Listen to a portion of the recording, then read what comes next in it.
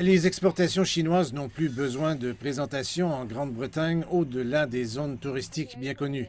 Un événement visant à célébrer les relations sino-britanniques et à se tourner vers l'avenir s'est tenu à Londres. Ça survient à un moment où le commerce international est relancé après 2 années difficiles. Depuis un demi-siècle, cette relation a surmonté diverses perturbations et obstacles et a fait des progrès historiques.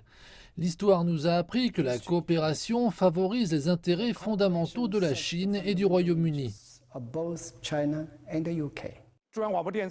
CMG continuera d'être un pont de communication pour contribuer à l'âge d'or des relations sino-britanniques durables, ouvertes et gagnant-gagnant, et à la construction d'une communauté de destin commun. Les nouvelles centrales nucléaires constituent l'un des objectifs à long terme pour le gouvernement britannique. La sécurité énergétique est cruciale alors que le conflit se poursuit en Europe de l'Est.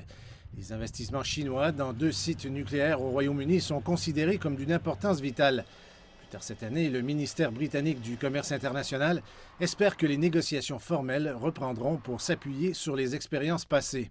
Nous sommes à la croisée des chemins où l'Occident et l'Asie se rencontrent et ce n'est pas un simple processus de contact. C'est un processus assez compliqué où nous avons besoin de visionnaires. Toute l'histoire de la civilisation chinoise devrait être ouverte au plus grand nombre de personnes possible en Occident et nous devrions encourager les gens à comprendre quelque chose du modèle du passé chinois qui informe tant le présent. Le Royaume-Uni aura à cœur de conserver un équilibre en période de tensions internationales et de maintenir des relations diplomatiques entre Beijing et Londres, d'autant plus que les exportations britanniques vers la Chine devraient augmenter de plus de 3% cette année.